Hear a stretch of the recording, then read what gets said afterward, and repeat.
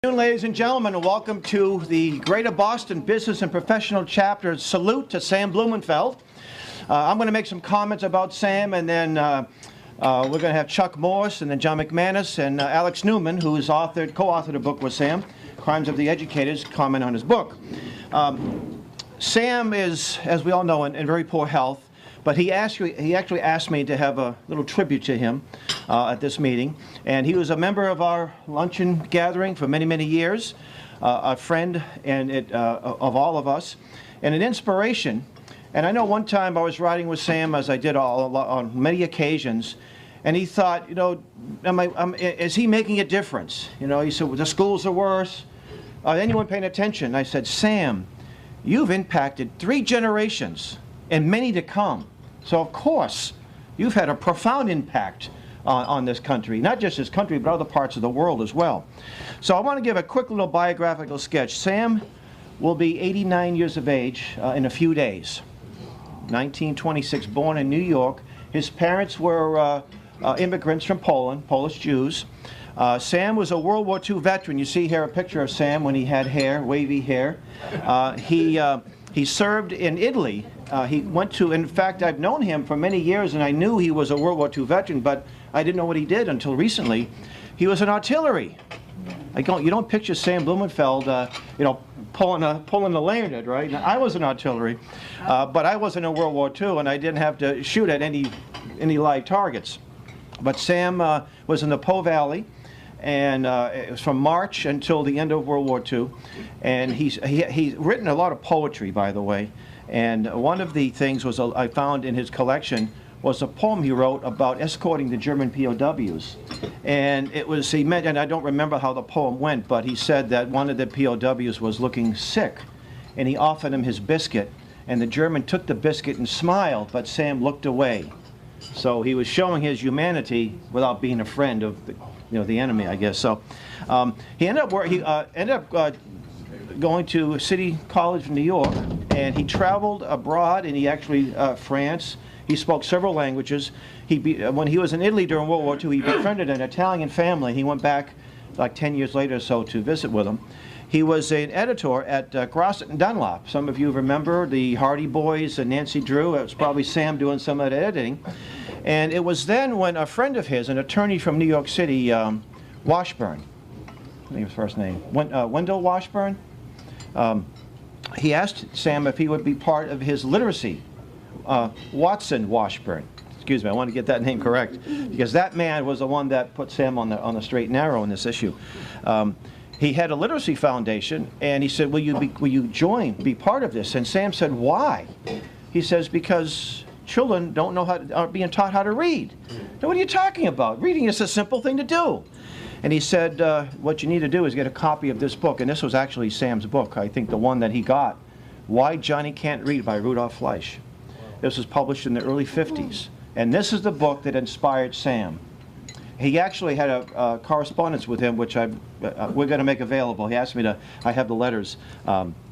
So this motivated Sam. He ended up working for the John Birch Society in the early 60s. He was an editor for the American Opinion magazine, not editor, but writer, and did some editing there.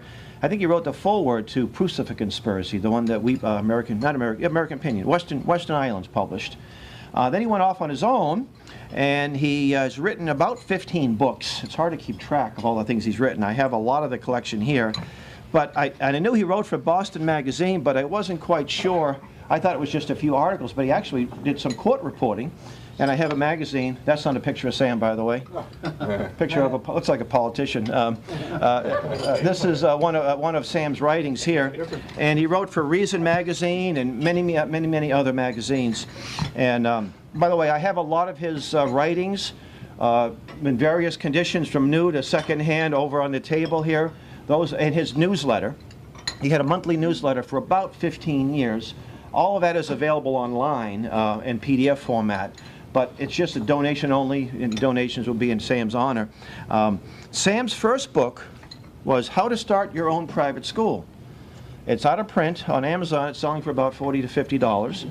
And his last book, and Sam said this is his swan song, This is before he was diagnosed with leukemia. Crimes of the Educators, which he co-authored with Alex Newman, who'll be talking about a little bit later. I'm not going to review all of the books, but the NEA, Trojan Horse in American Education, was one of the most important as far as exposing the history. And I believe Sam was one of the first to expose the conspiratorial aspects of education. Many of us are well versed on the political aspects of this conspiracy, the economic aspects, but Sam went into the educational aspect. And you would think that would be the first place to go, wouldn't it? The children? Of course. It makes sense. Yeah. How to Tutor was an important book too. This is before the sort of as the modern homeschool was being launched back in the 70s. And I would say, I think Chuck calls him the godfather of the homeschool movement. I think that's a good term. Definitely a pioneer of the modern homeschool movement.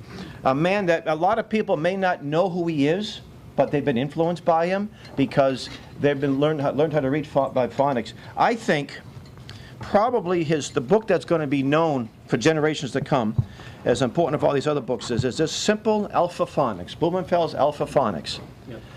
All 5 of my children learned how to read. And Sam would say, you don't need puppets popping out of trash cans to learn how to read, right? You don't need a bunch of pictures.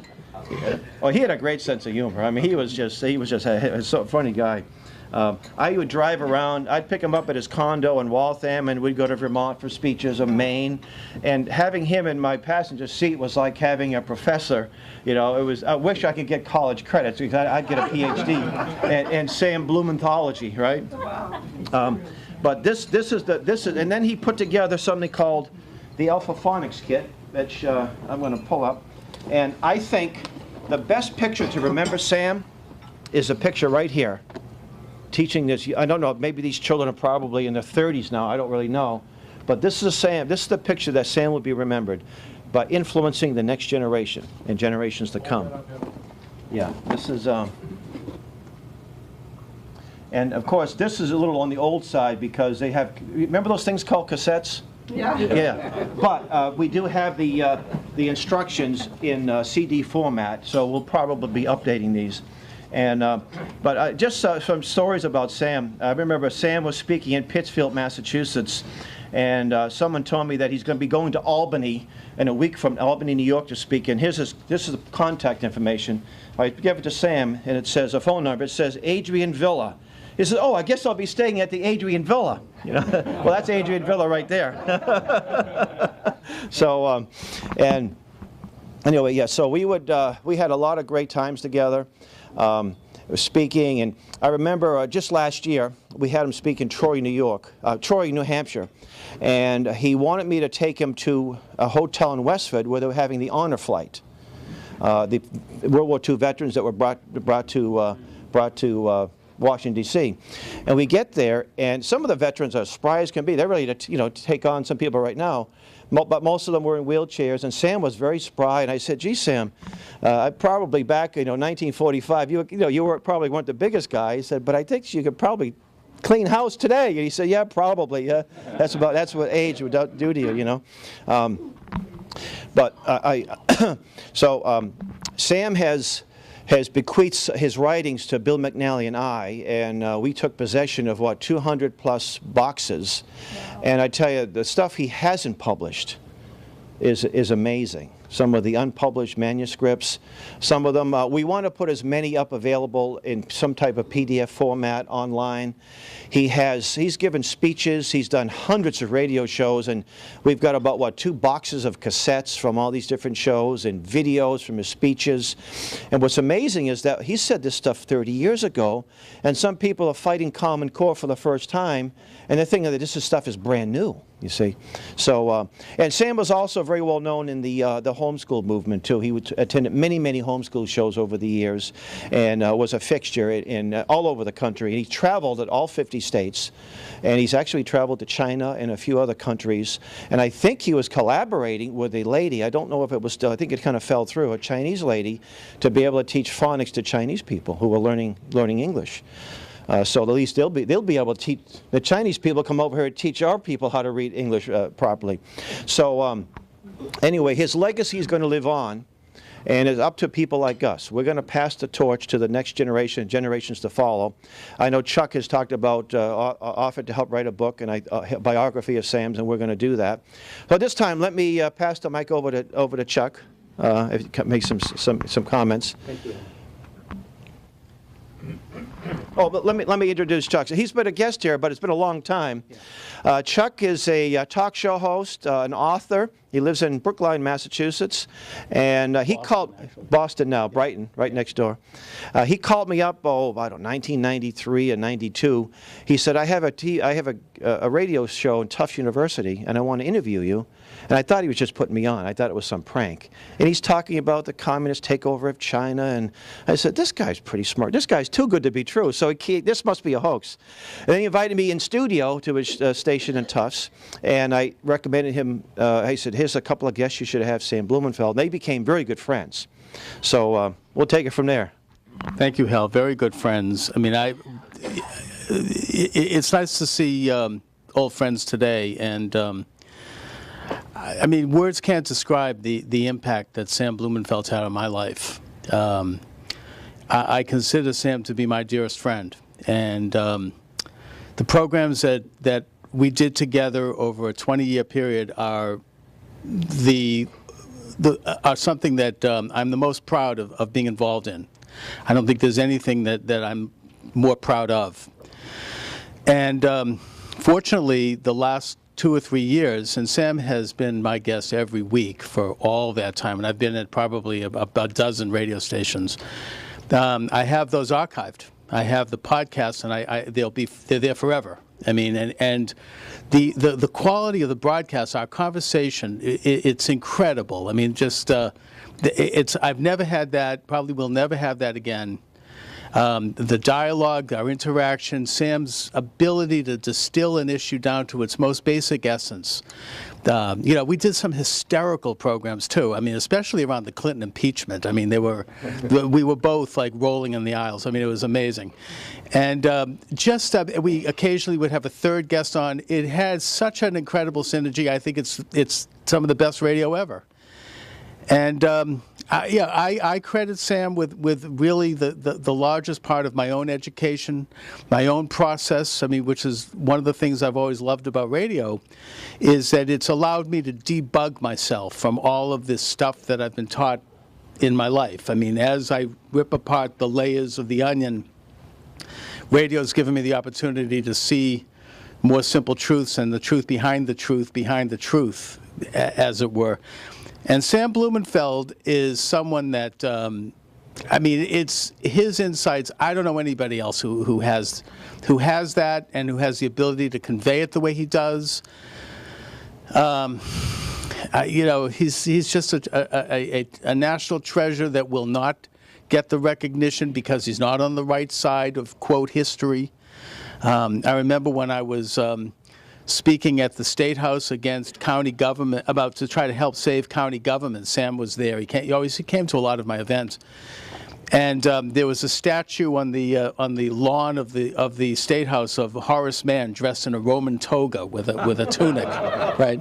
And I'm like, that should be Sam Blumenfeld in the toga. Sam's like, I'd look good in a toga, but he should be, and he won't be because he's not. Neither would I, neither would most of us, because we're not sort of the official part of how we're to understand history in this society and life. But yet I do think and I do know that Sam's had a huge impact in spite of all of the obstacles. He's had an impact all over the world.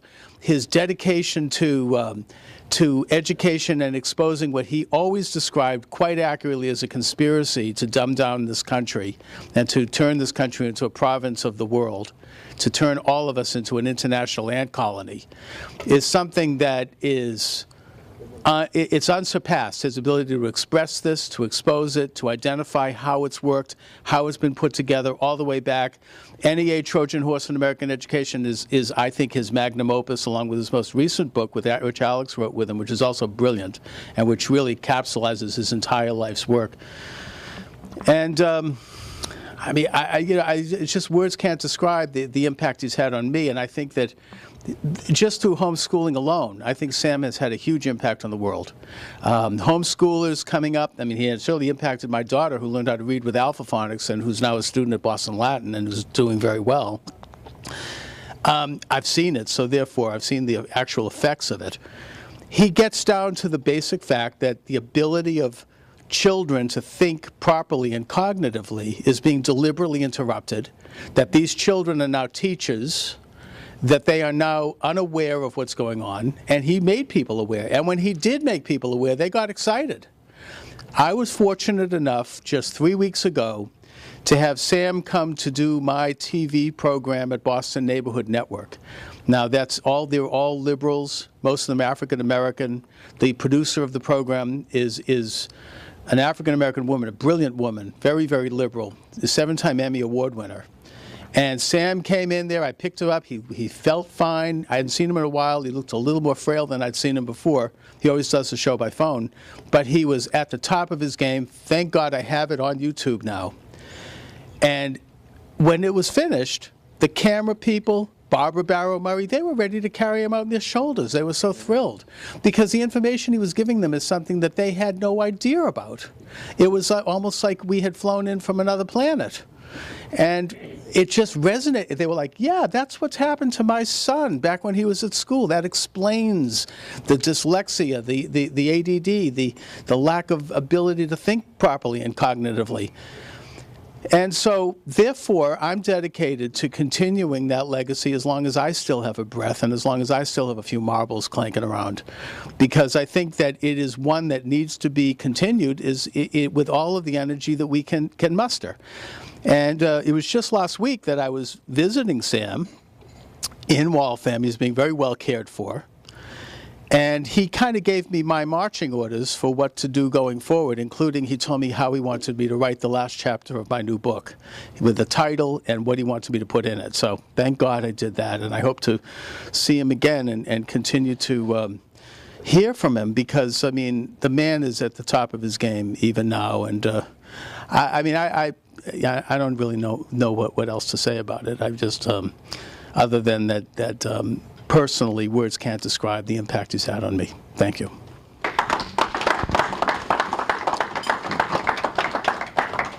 Thank you very much, Chuck.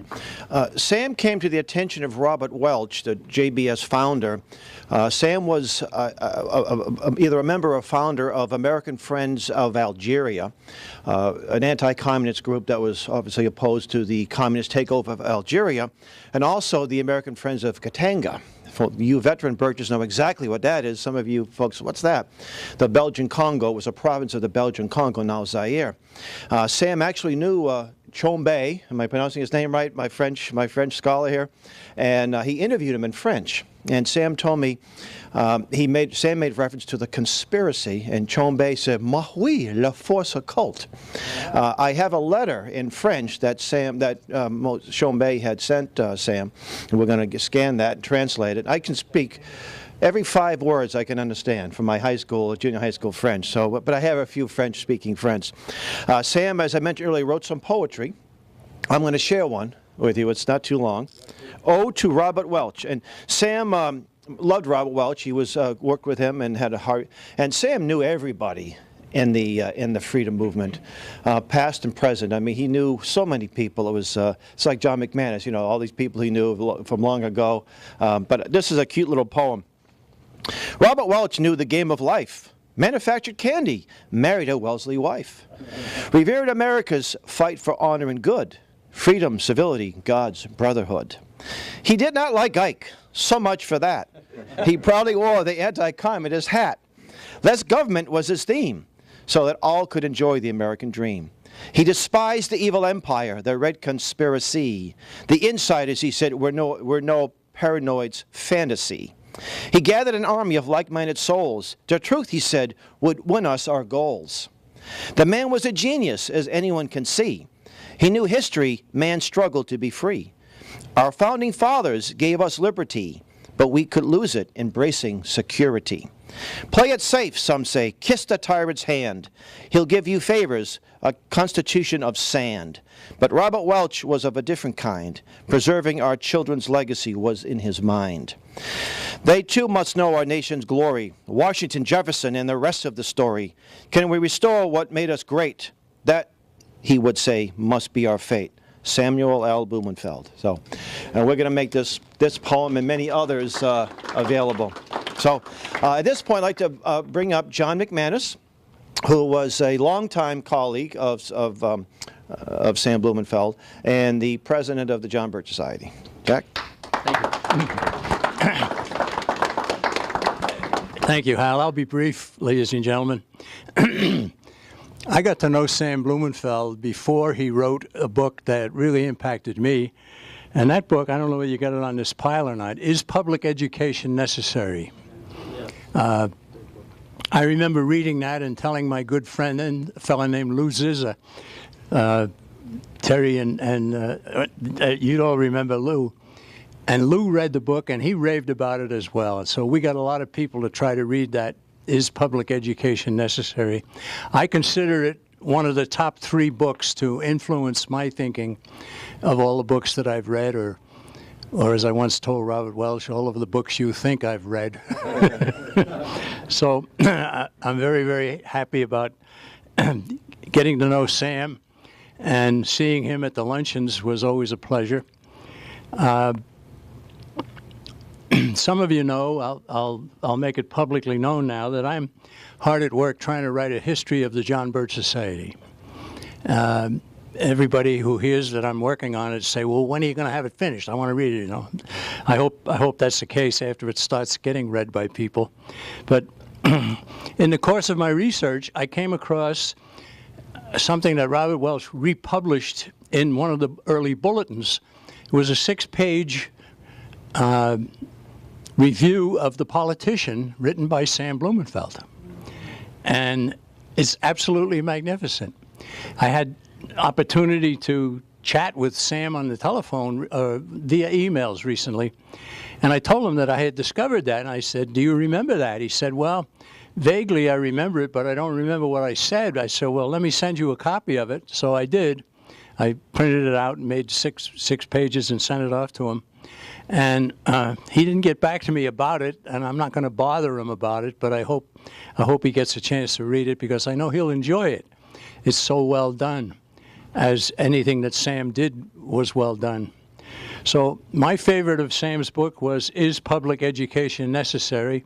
I have the NEA Trojan Horse in America. I have some other things that he's written.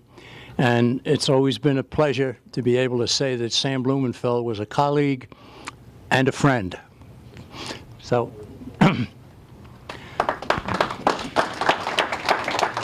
thank you, Jack. Bill has to change batteries, so I'm going to. We're just going to keep the other 2.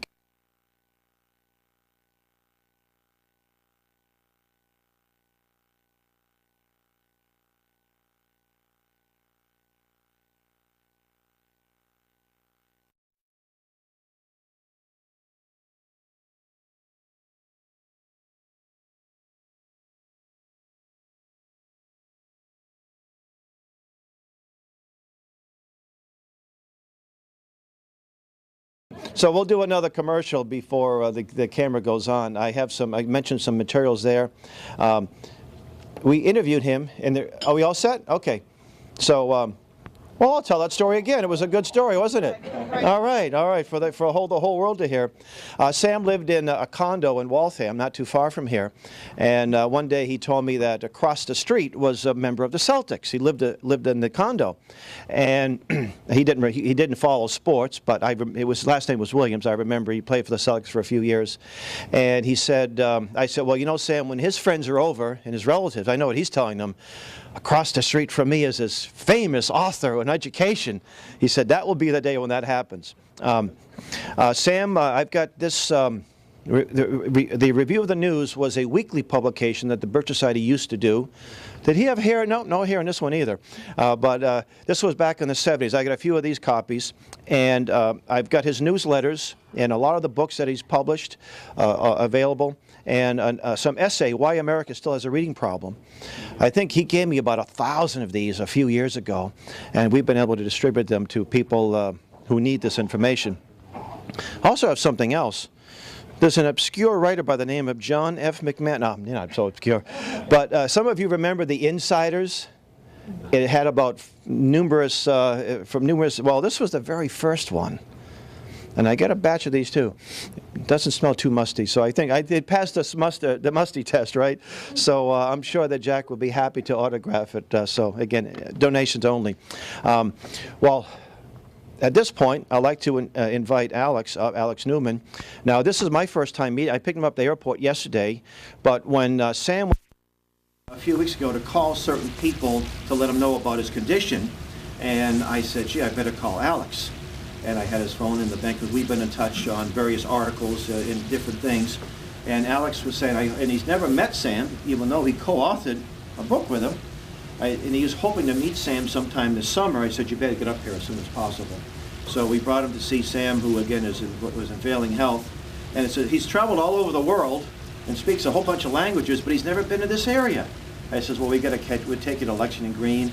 So yesterday we went to Lexington Green, and John McManus, but that's why he was running a little late, took him to Concord. He couldn't get him away, he loved it so much. So, and Alex has been on hundreds of radio shows talking about his latest book, so their latest book. So Alex, would you come on up, and let's give him a nice warm hand too.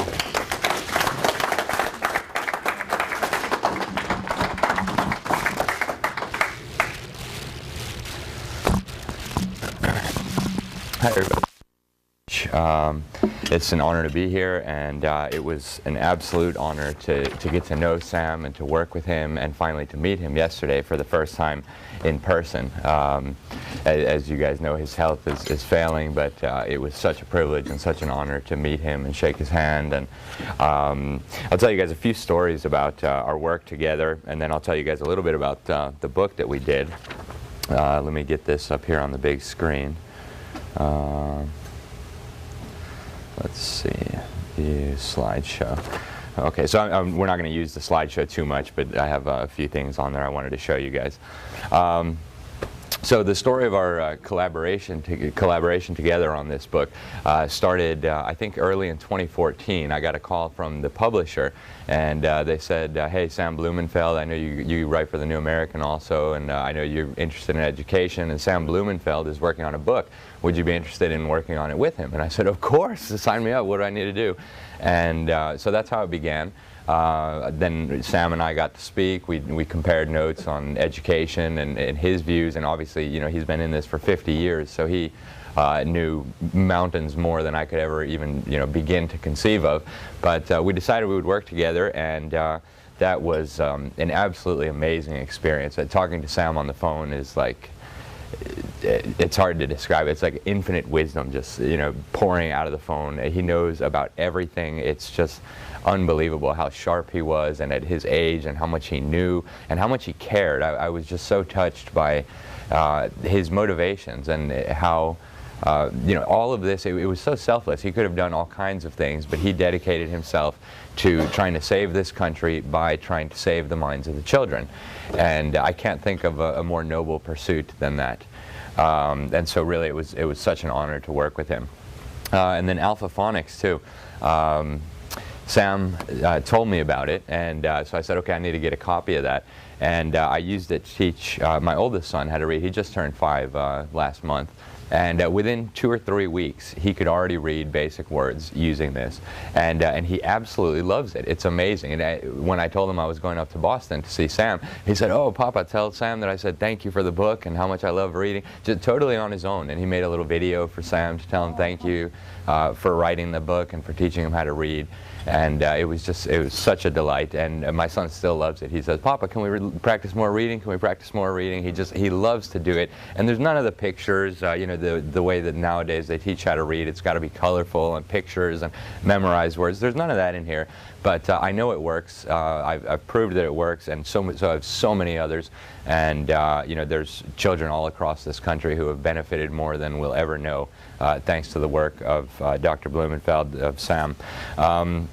And one more thing, over the last few weeks since the book came out, I've been doing lots of radio interviews promoting the book. Sam has not been in great health, so most of the interviews and the talking and the TV things have been on me.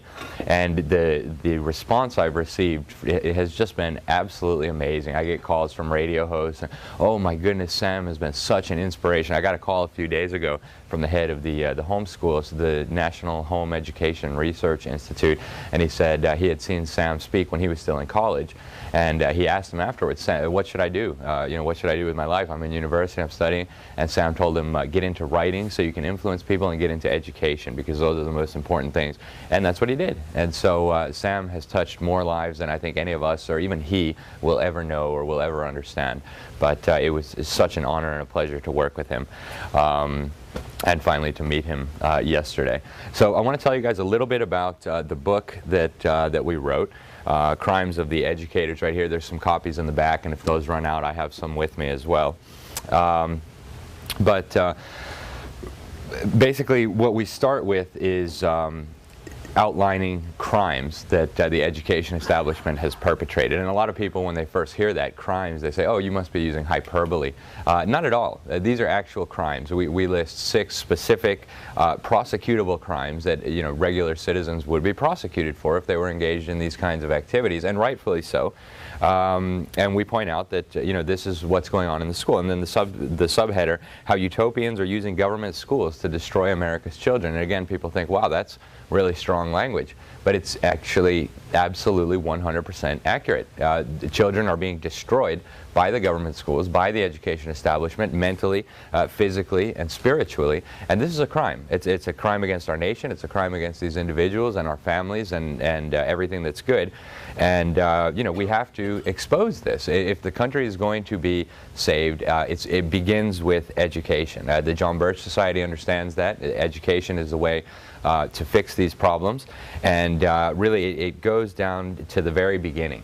What they're doing in the government schools is preventing children from learning how to read. They're giving them lifelong reading disabilities. So even if they can kind of make their way through street signs, they're never going to enjoy reading enough to want to do it. So we can produce all the articles and all the papers and all the material in the world to educate people, but if they can't read it, it's not going to do any good. And so what Sam decided to dedicate his life to, I think, is maybe one of the most important things that anybody could ever do.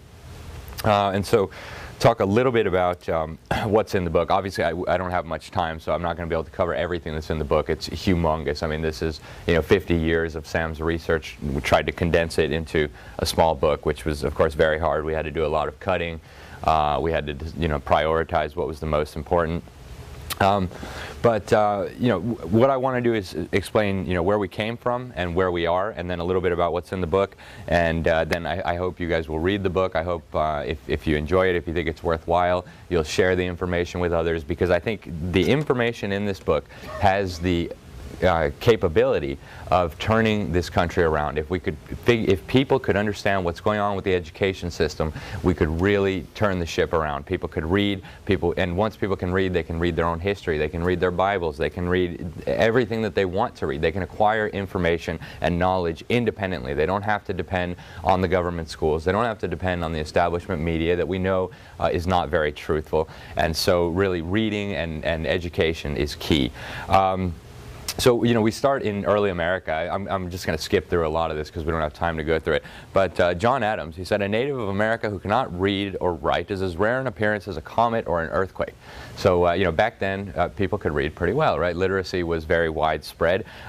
Jefferson bragged that American farmers were the only ones in the world who read Homer. Today, if you ask people about Homer, Homer who? Huh? So, yeah, exactly. Yeah. So, clearly we've fallen a long way, right? Back then, everybody understood that you needed to be educated. Actually, here in Massachusetts, one of the first education laws ever passed here in these colonies, 1647, the Old Deluder Satan Act. And the idea was everybody needs to know how to read, because everybody needs to know the scriptures, because if they don't know the scriptures, Satan's going to come around here and get up to mischief and mislead our people. And so, you know, without a $1 trillion per year government school system, people still learned how to read, right? They learned from their parents, they learned from reverends, they learned from their communities, they learned from one-room schoolhouses where, you know, young kids up to, you know, 15, 16, whatever, would all study together. The older kids would help out with the younger kids, but we didn't have anything like what we have today. And again, it costs us more than $1 trillion a year nowadays in the United States on education. And so where are we today? How did we get from, you know, an American who can't read is as rare as an earthquake or a comet to a country where, according to the federal government, they did a literacy survey in 1993.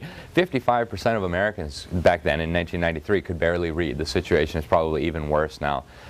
So these 55% of Americans read in the worst two levels of reading. So clearly we've fallen a long way. We're spending more and more money on government education, but we're getting dumber and dumber and dumber, and now we're at the point where we're graduating millions of people who can't even read their high school diplomas, much less their constitutions or their Declaration of Independence.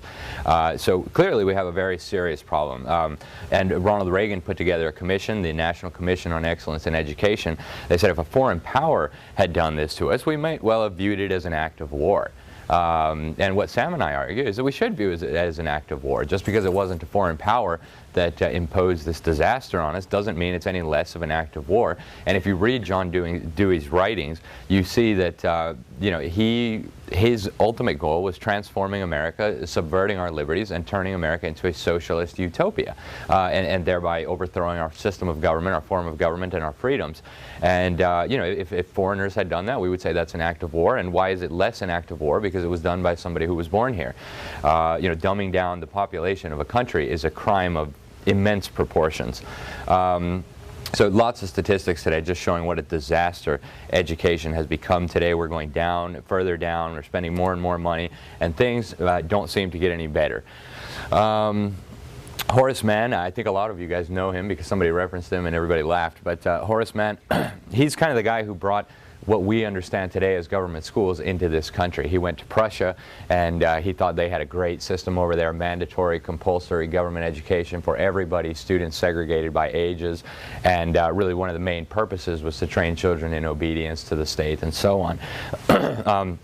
So he came back here, imported this into Massachusetts, and traveled the country and promoted this across the country. And then the architecture was there when John Dewey came on the scene around the year 1900.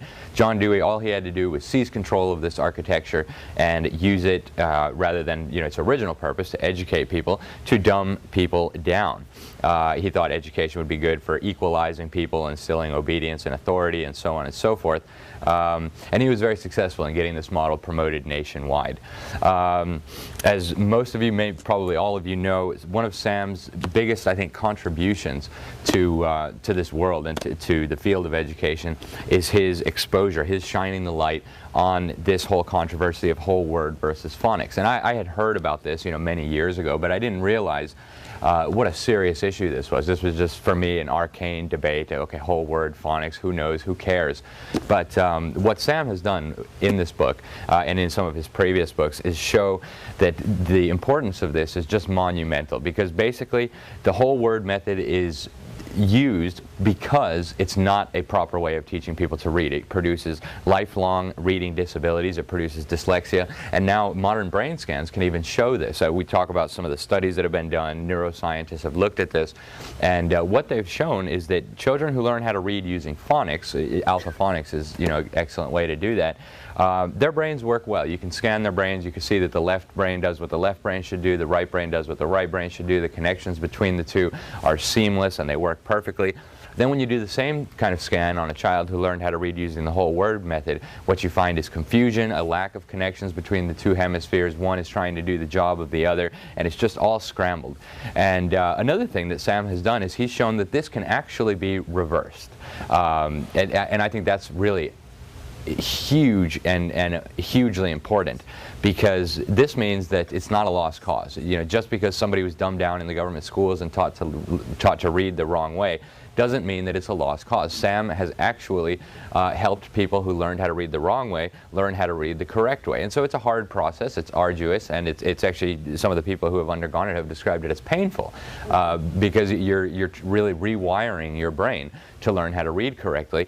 But once it's done, then suddenly a whole world opens up to people. They can read anything they want. They enjoy reading, and you know, then the doors are open. The possibilities are endless. People can educate themselves, and obviously that is huge. And that's what we need in this country. We need people to educate themselves, or we're never going to get anywhere. And you know, we can produce the materials, we can help them along the way, but people have to want to learn, and to do that, they have to know how to read properly, and they have to enjoy reading.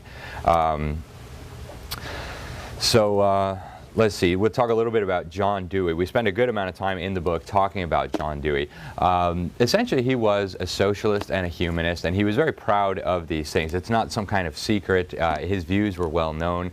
He had a vision for the United States. He pointed to an 1888 novel by Edward Bellamy called Looking Backward, about a socialist America, a communist America in the year 2000. No private property, collectivism, everything for the common good. And you know, we all know what politicians and swindlers mean when they say common good.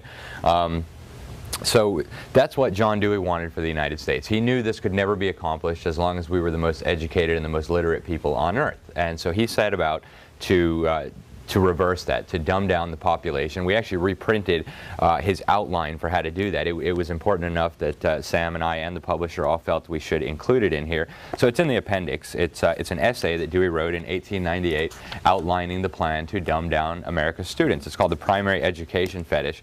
And in there he says, hey, you know, why are we worried so much about teaching little kids to read? Let's worry more about social activities and you know, observing and mixing with the world, rather than this incessant focus on reading. And he also noted that we have to do this quietly, we have to do it slowly, change must come gradually, because if the public figures out, there's going to be a violent reaction, and it's going to jeopardize the success of our little project here. So he knew that you know, reasonable people would look at this and be horrified. They would say absolutely, positively not. And so that's why it was a quiet process, it was a slow process. And of course he had a lot of help, right? John Dewey didn't act alone. He had millions of dollars from the Rockefellers at his disposal. The Rockefellers had a philanthropy. John D. Rockefeller was the General Education Board. They gave him millions of dollars to set up an experimental school, to promote this kind of nonsense into the teachers' colleges. And by strategically targeting the teachers' colleges, and of course the teachers' colleges were producing the teachers, it became a rather simple matter to take over the public school system. You get your people appointed superintendents and chiefs of education and so on. And so that was basically his plan to take over the schools, and he really succeeded wildly. Rudolf Flesch wrote this in, I think, 1955, and he blew the whistle on it all. I don't know that he understood the true nature and the extent of the conspiracy, but he exposed the fact that children were being prevented from learning how to read properly in the government school system, and he showed what to do about it. Teach children to read the proper way, the way that English has always been taught. We have a phonetic alphabet, so of course you learn that using phonics, not using whole word, where basically you look at a word as if it were a symbol, kind of like a Chinese character, and you associate that with a concept. That's just total quackery when it comes to reading a phonetic alphabet. It doesn't make any sense. And John Dewey was not ignorant of this. The whole word method was known to be quackery. If you go all the way back to the beginning, it was developed by a well-intentioned reverend. He wanted to teach deaf children how to read, and that's wonderful. They couldn't hear sounds, and so he thought maybe if we teach them like this, they can learn to read, and that's wonderful. But they tried it out in the Boston schools on non-deaf children, and it was such a disaster that they yanked it after a few years. It was producing illiteracy and all kinds of horrors, and so they said, okay, we'll take that out. And Horace Mann actually was a big proponent of that, and then finally they yanked it out because it was such a disaster. So when John Dewey came along and started promoting this kind of quackery, he knew exactly what it was going to do. It wasn't a big national accident. It wasn't a well-intentioned mistake. It's clear that he had a deliberate agenda to destroy education in this country. So we also spent a good amount of time talking about behavioral psychology and its role in the schools, and humanism and evolution, and how these all contribute to the to the problems that we see all around us in society today. I mean, if we look around, we can see that our society is falling apart. Abortions and crimes and riots, and nobody knows about the Constitution. The government's out of control. Really, if you trace it all back, this comes from the government schools. They're getting the kids at young ages, and so they have no idea. They don't know their history. They don't know their culture. They don't know even what they're losing. They don't even know how to read. And so, you know, the root of so much of this goes back to the schools. We talk a little bit about the Department of Education, the disaster that it has been on in terms of proper education in this country and our schools. We do a little bit of background on the run-up to Common Core. Now, one of the things I want to talk about today, I know I'm almost running out of time here, but Common Core, I think, presents us with a huge opportunity to expose all of this. So Common Core has produced a rebellion in this country. I think that it is maybe unprecedented when it comes to the field of education. It doesn't matter if you're liberal or conservative or libertarian or socialist or teachers union. Everybody is mad about this, except the establishment, except the politicians. So this is, I think, an unprecedented opportunity for us to blow the lid off all of this. People are mad about Common Core. They need to understand that Common Core was not the beginning. It's certainly not the end. It's part of a longer-term plan. So if we can get people to lift the veil, to look at what's going on here, we have a huge opportunity to really make some serious impact on education. And if we can impact education, impact the minds of the children, we can actually you know, make a big contribution to fixing so many of the problems that we see today in politics and culture and in everything else. So Common Core obviously is a project of the insiders. I don't need to tell you guys that. The evidence is 100% clear. It's not even hidden. Achieve Inc., for example, a shadowy nonprofit that was responsible really for designing the Common Core. This is insiders all over the place, led by Bilderbergers, Council on Foreign Relations members, top to bottom. You know, it's like they're not even bothering to hide it anymore. But just to give you guys a very quick idea of how bad Common Core is, and it's like a smoking gun at this point. They put together a rubber stamp committee. The Common Core people did, the Common Core Validation Committee, and the members of this committee have described it as a rubber stamp committee. It's not my opinion. And presumably they put people on there who they thought would just rubber stamp the standards. They put 2 subject matter experts, and only 2. One of them was Dr. Sandra Stotsky. I've spoken with her. I've interviewed her for some articles and for some other things. And she was the English expert, and she said, no way, these standards are terrible. I'm not signing off on them. You're stripping out all the good literature, all the good reading. You're replacing it with executive orders and EPA regulations. And this is going to reduce the critical thinking skills of children. So I'm not signing off on this. What did they do? They erased her name from the committee. They said, oh, she never existed. You know, if you look on the Common Core's website, she's not there. Then the other expert in mathematics, Dr. James Milgram of Stanford, he also said, I'm not signing off on this monstrosity, the only math expert on this committee. And he said, no, I'm not signing off on this. The standards are poor, they're not clear, and get this, some of them are based on incorrect math. And so, you know, why would you roll out incorrect math standards across the entire country without testing them unless your objective was to dumb down the children? And I submit to you that that is the objective.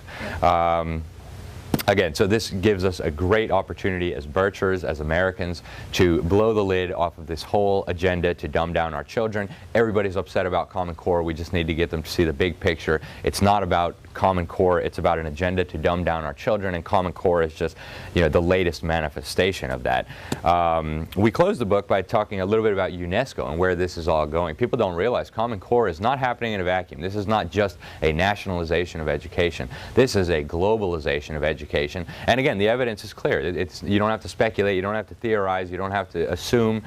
It's all there. Bill Gates, the primary financier of Common Core, he put $2 to $6 billion of his own money into this, buying off the think tanks, buying off the unions, buying off the politicians to promote and to develop this Common Core. He signed an agreement with UNESCO in 2004 to develop global education systems and technology and master curriculums and so on and so forth. He signed it on behalf of Microsoft personally. You can get the documents with his signature on it.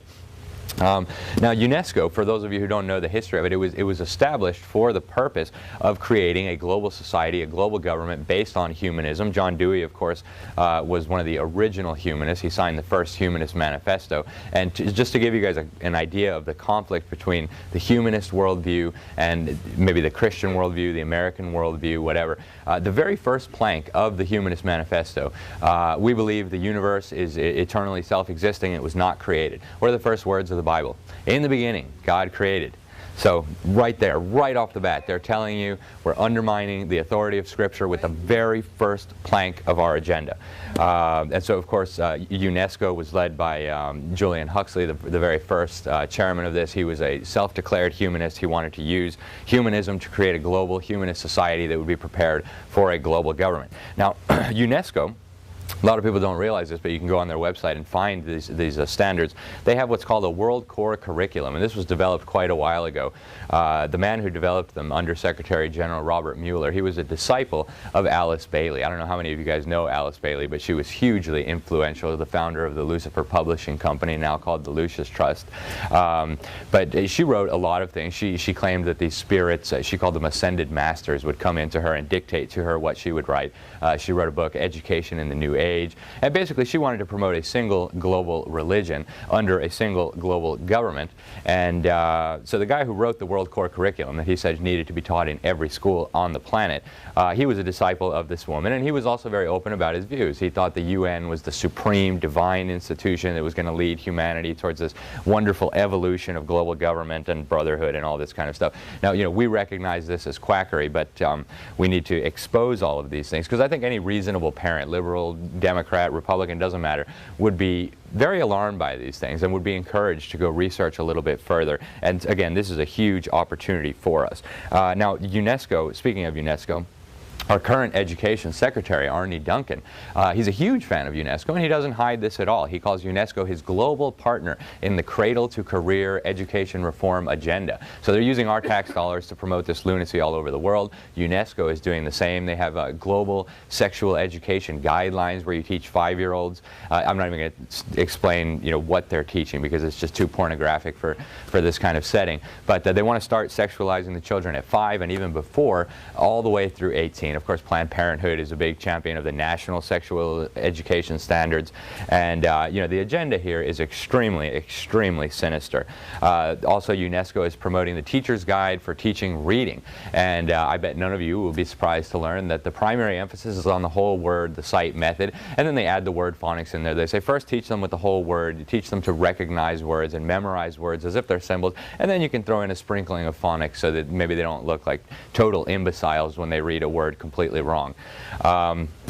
But so that's what UNESCO is up to. Arne Duncan says he's creating green global citizens for the green jobs of the coming green sustainable world order. UNESCO says the same, and they're very open about it now. UNESCO is now bragging that when they started their Education for All initiative, there was only 3 countries in the world that had national standards. UNESCO wants every country to have national standards based on their global standards. Now, just a few weeks ago, they released a report saying, hooray, we did such a good job. Now there's more than 100 countries with national education standards and national testing regimes to go with those standards. And surprise, that's what we have here with Common Core and the federally funded Common Core testing regime. So that brings us to the end of the book. Future.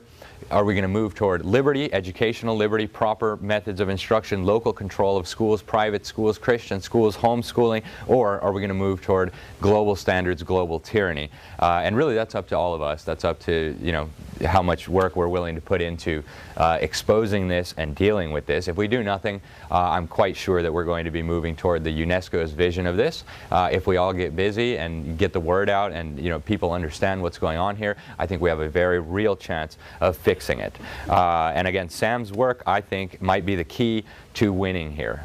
If people learn how to read, they can educate themselves. I can't emphasize that strongly enough. As long as the government schools are allowed to continue dumbing down the students, to continue making sure that they can't read properly, we can produce all the materials and send all the emails and all the Facebook stuff in the world. It's not going to make any difference. We need children to learn how to read properly, and then we can get about fixing this country. And you know, this is a cheap tool for anybody to use. It doesn't matter if you're 4 years old. It doesn't matter if you're 20. You can teach yourself how to read, or you can work with your children and teach them how to read. So all Americans right now are paying attention to the education system. Common Core is such a disaster. It's new. Everybody is paying attention to what's going on at the schools. Let's expand the discussion. Let's get the discussion beyond the Common Core and show what the real agenda is here. Then we can get to the work of abolishing the Department of Education, you know, reforming or maybe even getting rid of the education model that we have today, and you know, and moving toward an era of educational freedom in which children can use what works and can try out different methods. methods, and we can all be properly educated so that we can save this country and save this republic. Yeah, so if people want a copy of the book, you can, there's again some back there. I have some if those run out, and obviously you can get them through Amazon or whatever. I know Sam and I would both appreciate if you guys enjoy the book, if you would review them on Amazon. Apparently those are really influential. So if you read the book, if you like it, put a note up there so that other people understand that you know, there's valuable information in here. And that's all I have. So thanks very much, guys, for inviting me.